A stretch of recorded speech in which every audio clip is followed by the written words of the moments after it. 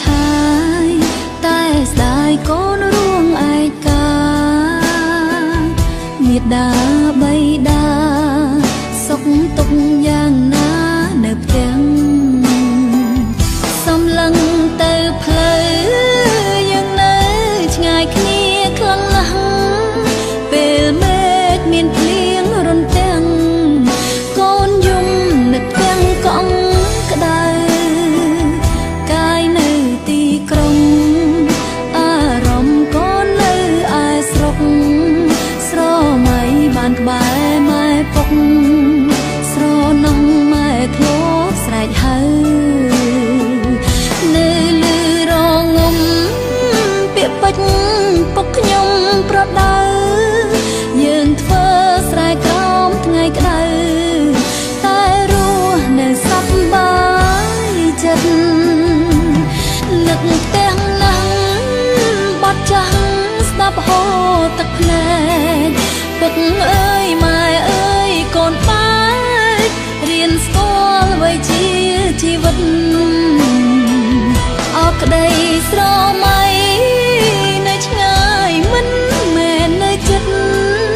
តែធ្វើឲ្យកូនចេះគិតគុំនិតមិនដូចពីក្មេងទួងរួងនៅឆ្ងាយចិត្តកាយកូននៅដដែលទោះគ្មានអ្នកណាមើលថែក៏កូនអាចថែខ្លួនឯងពុកម៉ែកុំព្រួយថ្ងៃមួយគង់ផុតចំបាយរាល់ថ្ងៃកូនប្រាប់ខ្លួនឯងជីវិតត្រូវតែតស៊ូ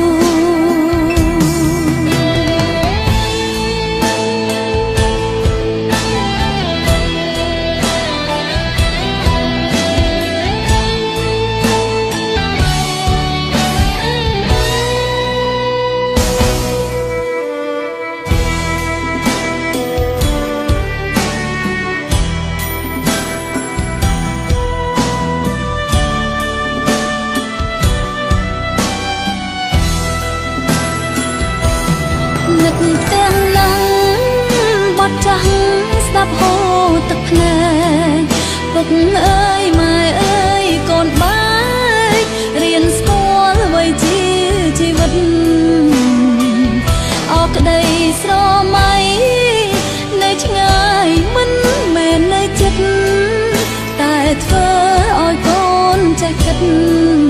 គុំនិតមិនដូចពីក្មេងទួងរួងនៅឆ្ងា